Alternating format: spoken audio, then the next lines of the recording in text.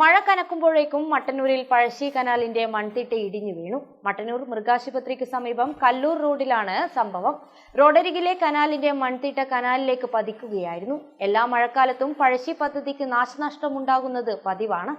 ശക്തമായ മഴ ആരംഭിച്ച് ദിവസങ്ങൾ പിന്നിടുമ്പോഴേക്കും പഴശ്ശി പദ്ധതിയിൽ നാശനഷ്ടത്തിന് തുടക്കമായി. തിങ്കളാഴ്ച രാത്രിയിൽ പെയ്ത ശക്തമായ മഴയിലാണ് ഉയരത്തിലുള്ള മൺതിട്ട കനാലിലേക്ക് പതിച്ചത്.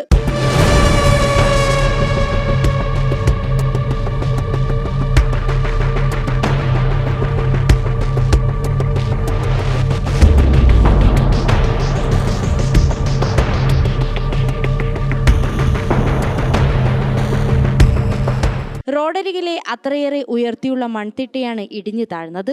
ഒപ്പം കനാൽ കരയിലെ ഒരു തേക്ക് മരവും 2 പേനാമരങ്ങളും 2 പനമരങ്ങളും കനാലിലേക്ക് പതിച്ചിട്ടുണ്ട്.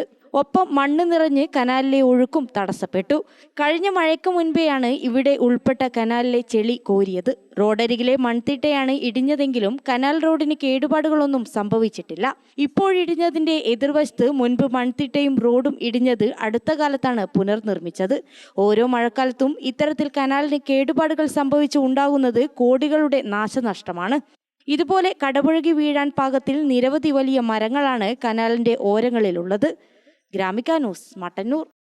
ഓൾ ഇന്ത്യ ട്രേഡ് ടെസ്റ്റിൽ വർഷങ്ങളായുള്ള 100% വിജയചരിത്രത്തിന്റെ തിലക്കവുമായി മോഡേൺ ITI.